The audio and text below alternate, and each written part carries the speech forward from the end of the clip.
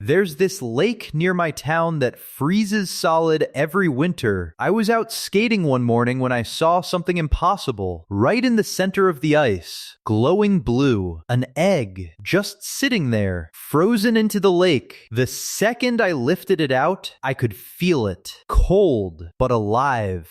Something was definitely inside. I wrapped it in my jacket and took it home. Put it in the bathtub filled with cold water. Figured if it was frozen in a lake, it probably needed to stay cold. Then I just watched it glow for 2 days straight. And then on the third morning, I heard it. This cracking sound from the bathroom. I ran in and the whole egg was covered in glowing blue cracks. Light was pouring out. Something was breaking free. And there he was. The tiniest blue puppy I'd ever seen. Floating in the water like he'd been swimming his whole life. He looked up at me with these huge red eyes and just blinked. Like, oh hey, you must be my person. I reached in and he swam right up to my hand. I lifted him out and he was dripping everywhere, looking around at the bathroom like it was the greatest thing ever, which it probably was since he'd literally just been born. Obviously, this little water puppy needed more than a bathtub. So while he napped on a towel, I set up this massive kiddie pool in the backyard. When he saw it, I swear his eyes lit up. He dove straight in and owned that pool, swimming in circles, diving under rocks, playing with plants. This was definitely his element. The next day, I found a polywag in the pool. My little Suicune did not appreciate the uninvited guest. They stared at each other for like 5 minutes before the polywog finally swam off. Over the next few weeks, he grew fast.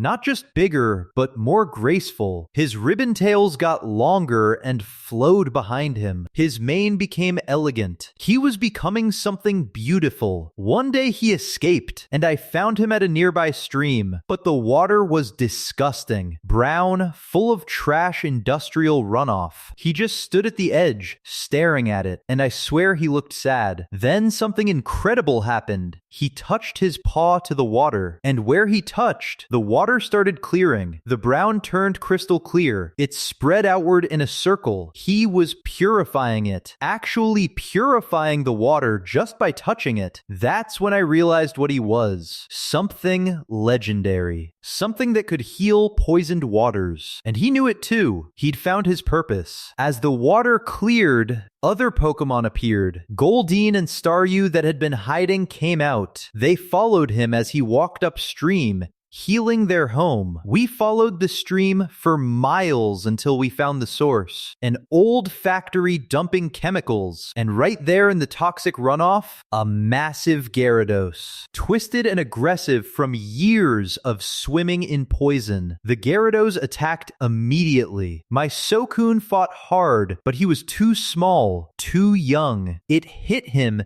and sent him flying into the rocks. But then his body started glowing. The evolution light was blinding. When it faded, he wasn't young anymore. He was massive, majestic, a real legend. And the Gyarados knew it. The Suicune walked straight into the polluted water. Everywhere he stepped, the water cleared completely. He walked right up to the Gyarados. The beast could have struck him down, but it didn't. It just lowered its head and waited. Like it wanted to be free. The moment he touched the Gyarados, the purification spread across its entire body. The sludge washed away. The pain left its eyes. It was being healed. The Gyarados rose up clean and powerful and roared. Not in rage, in joy. It swam in circles, celebrating its freedom. I watched him walk away that day. This legendary water beast that hatched in my bathtub. He stopped once at the top of the hill and looked back. And I knew I'd never see him again. He had a mission now, purifying the world's waters. Somewhere out there, he's still doing it.